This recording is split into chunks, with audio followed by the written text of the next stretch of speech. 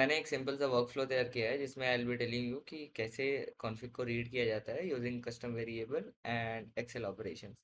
तो सबसे पहले हम एक कस्टम ऑब्जेक्ट क्रिएट करेंगे in case you don't know कि कैसे कस्टम ऑब्जेक्ट को क्रिएट किया जाता है। मैंने लास्ट लेक्चर में बताया, आप प्लेलिस्ट जाके चेकआउट कर सकते हैं। क्रिएट इनिशियलाइज करना बहुत इजी होता है। Double parenthesis like curly braces and then you have percentage sign. उसके बाद I have given the path to launch that Excel. तो एक्सेल लॉन्च हो चुकी है। हेयर यू कैन सी कि मैंने सबसे पहला कॉलम रखा है वेरिएबल्स के लिए, दूसरा column will be their values, but मैंने उनकी हेडिंग्स डिफाइन की है dev UAT prod based on the environment. So dev environment में जो भी वेरिएबल्स होंगे वो इधर लिखे जाएंगे, और जो यूएटी में होंगे वो इधर लिखे जाएंगे, prod वाले इधर लिखे जाएंगे। तो सबसे पहले हम डेव में वर्क करेंगे एंड आई टेल यू कि डेव एनवायरनमेंट की कॉलम पे कैसे हम लूप करेंगे, and UAT and prod similarly हम कैसे करेंगे, बहुत easy. I'll stop the bot.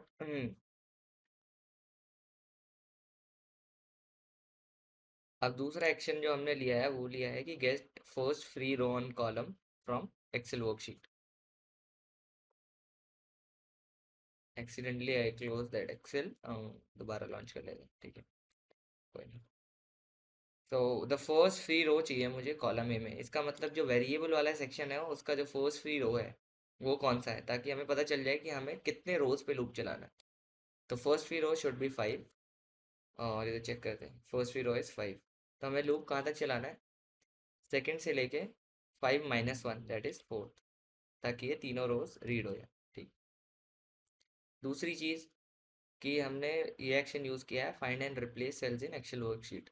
इसका क्या मतलब है, इसका मतलब ये है कि हम कैसे उस सेल को फाइंड आउट करने वाले हैं जिस पे हमें लूप चलाना है, बेसिकली द कॉलम, कि हमें डेफ कॉलम पे अगर लूप चलाना है तो उस पे कैसे वर्क करेंगे।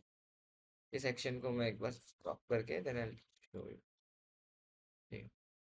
तो सर्च मोड हमारा रहेगा फाइंड, ठीक है।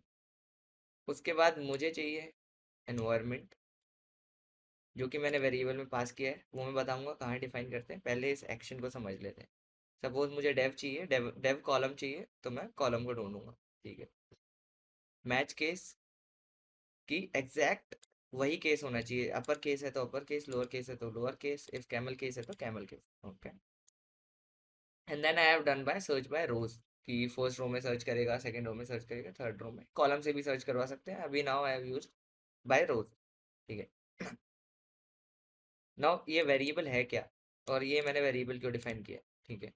तो जब भी हम पावर ऑटोमेट डेस्कटॉप में वेरिएबल इनपुट लेते हैं, तो जब हम क्लाउड फ्लो बनाते हैं तो एनवायरनमेंट की वैल्यू हम वहीं से डिफाइन करते हैं। बाद में बताऊंगा क्लाउड फ्लोज वाले प्लेलिस्ट में कि हम कैसे क्लाउड फ्लो से वेरिएबल पास करते हैं, बट अभी के लिए बस इतना समझिए कि हमें एक एनवायरनमेंट की वैल्यू चाहिए क्लाउड से, ताकि हमें बार बार डेस्कटॉप फ्लो पे ना आना पड़े।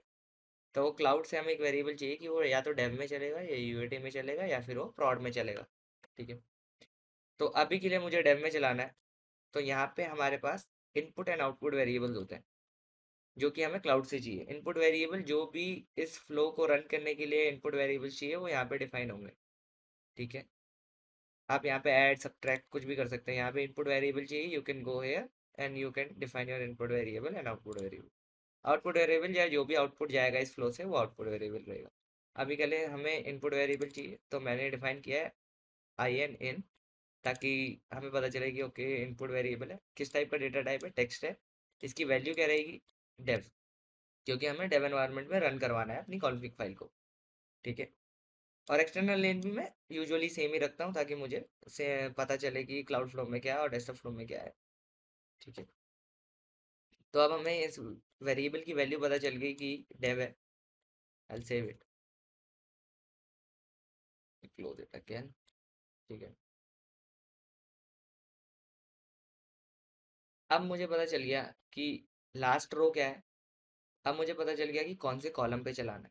अब इस पे लूप कैसे वर्क करेगा वो देखते हैं। तो यहाँ पे मैंने लूप सर्च करेंगे, लूप लिखने के बाद ये लूप आएगा, ठीक है। सेम लूप मैंने यूज किया है यहाँ पे, start from n to increment by, ठीक है। Start from second, y second, second row ही हमारी एक्चुअल वैल्यू स्टार्ट हो रही है। First row is the heading, ठीक है। एंड कहाँ पे एंड होगा? First free row on column -1। जो फर्स्ट फ्री रो आई थी वो हमारी 5 आई थी, 5 - 1 is 4। Like second, third, fourth, fourth तक चलेगा इंक्रीमेंट बाय 1, ठीक है।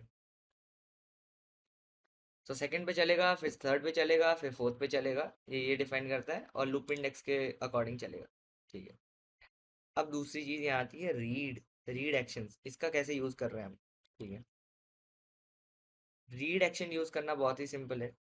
आपको एक्सेल इंस्टेंस सेलेक्ट किया हमने जिसमें भी हम रन कर रहे हैं। Value of a single cell, हमें एक सिंगल सेल की वैल्यू चाहिए। एंड स्टार्ट कॉलम चाहिए और स्टार्ट रो चाहिए, कि कौन से कॉलम पे हम वर्क करने वाले हैं और कौन से रो पे हम वर्क करने वाले हैं। And that will be our key. Okay. तो जैसे कि हम देख सकते हैं कि जो स्टार्ट कॉलम है वो ए कॉलम है। ए कॉलम की वैल्यू यानी ए टू की वैल्यू होगी की होगी।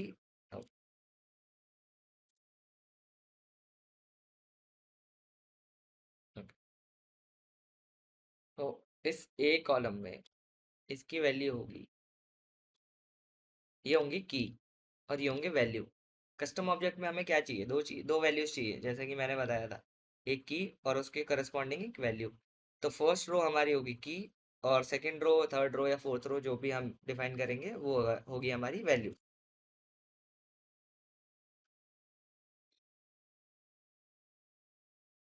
तो यहाँ पे हमने की डिफाइन कर दिया कि पहले हम की रीड करेंगे, देन उसके करस्पॉन्डिंग एक वैल्यू रीड करेंगे। अब वैल्यू कैसे रीड कर रहे हैं? फाउंड कॉलम, ठीक है। जब हम वो फाइंड वाला एक्शन यूज करेंगे तो हमें पता चलेगा कि डेव जो है वो किस कॉलम पे है, और रो हमारी सेकंड ही रहेगी, जो कि सेम है क्योंकि हमें सेकंड रो में ही सेकंड कॉलम की वैल्यू रीड करवानी है। That will be like B2 की वैल्यू रीड करवानी, B2। ओके। जब हमें इन दोनों की वैल्यू मिल जाएगी तब हम इसे सेट करेंगे। अब सबसे मेन पार्ट, सेट कैसे करते हैं, ये भी मैंने कस्टम ऑब्जेक्ट के लेक्चर में बताया था कि इसको सेट कैसे किया जाता है। सबसे पहले वी कॉन्फ़िग लेना है, उसके बाद हमें डिफाइन करना है कौन सा वेरिएबल। कभी भी वेरिएबल जब हम इसके अंदर डिफाइन करेंगे जो कि टेक्स्ट टाइप का है, कभी भी हम परसेंटेज यूज नहीं करते, ठीक है। तो it will be we config and then value. तो वी कॉन्फ़िग वेरिएबल के अंदर इस की ये वैल्यू होनी चाहिए, ठीक है। अब मैं फ्लो रन करके स्टेप बाय स्टेप दिखाऊंगा कि ये क्या,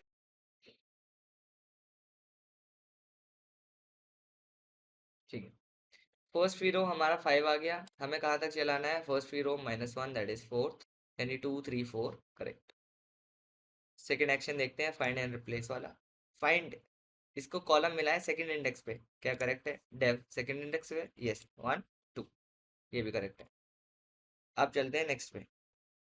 अब ये पहले ए और लूप इंडेक्स क्या है हमारा? 2, यानी A2 की वैल्यू को की में स्टोर करेगा। तो अब की में क्या है? Main folder path. क्या A2 मेन फोल्डर पाथ है? करेक्ट, सही है। अब ये वैल्यू को स्टोर करेगा। वैल्यू कैसे रीड करेंगे? Read from Excel worksheet, found column यानी second column and second row पे जो वैल्यू है वो वैल्यू में आ जाएगी। अब वैल्यू देखते हैं क्या आई, ये आई। क्या यही वैल्यू है? यस, यही वैल्यू। अब इसको क्या करेंगे? हम इसे असाइन कर देंगे इन वी कॉन्फिग। जैसे ही हमने वी कॉन्फिग असाइन किया, इसकी वैल्यू इसमें आ गई, ठीक है। सिमिलरली अब ये नेक्स्ट लूप के लिए चलेगा। नेक्स्ट लूप के लिए क्या है? लूप इंडेक्स 3 है। Loop index 3, a column, value हमारी की में आ जाएगी। Then we have found column index, loop index 3 and found column is 2, ये आ गई। सिमिलरली इसको मैप कर देंगे और ये लास्ट रो के लिए भी चलेगा, ओके। उसके बाद ये रीड हो जाएगा, देखते हैं कि हमारा क्या आउटपुट है। इसने तीनों रोज रीड कर ली। अब बात आती है कि हम इसको एक्सेस कैसे करेंगे। कस्टम ऑब्जेक्ट के अंदर तो आ गया, अब इसको एक्सेस कैसे करेंगे? एक्सेस करना is pretty simple. Just like custom object जैसे हमने उस लेक्चर में रीड किया था, सिमिलरली हम इसे रीड करेंगे। और शो यू,